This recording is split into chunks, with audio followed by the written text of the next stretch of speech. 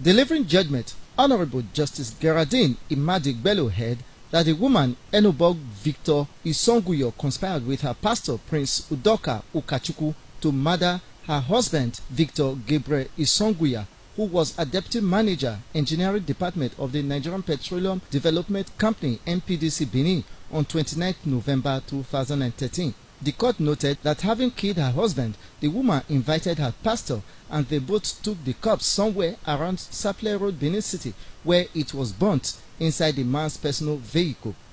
The court observed that the late NPDC deputy manager's son gave evidence to the effect that he heard when his father shouted, then heard footsteps, and his mother later told him that his father was sick and reacted to drugs, hence she was taking him to the hospital. Honorable Justice Imadigbelo faulted evidence of the pastor who first said he sustained the burns on his hand from hot water while trying to make tea, but later opened up that he got the burns while setting the late man's vehicle ablaze.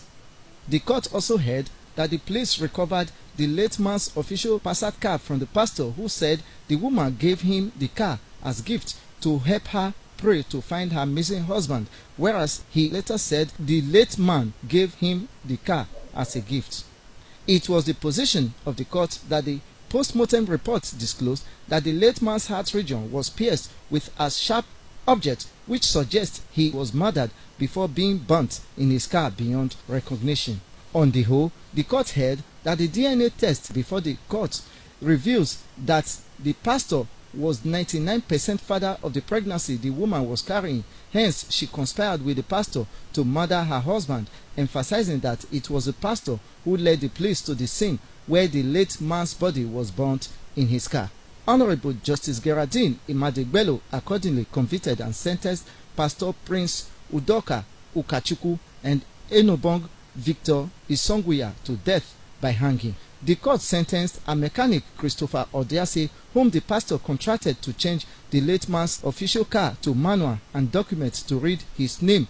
The sentence was 1 year in prison for conspiracy or a fine of 50,000 naira and 2 years in prison or a fine of 100,000 naira for forgery of the car documents.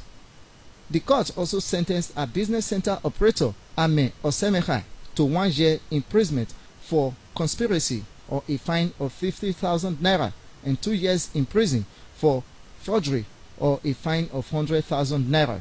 So we just thank God that the case has finally come to an end. No matter what they do, they cannot bring my brothers back.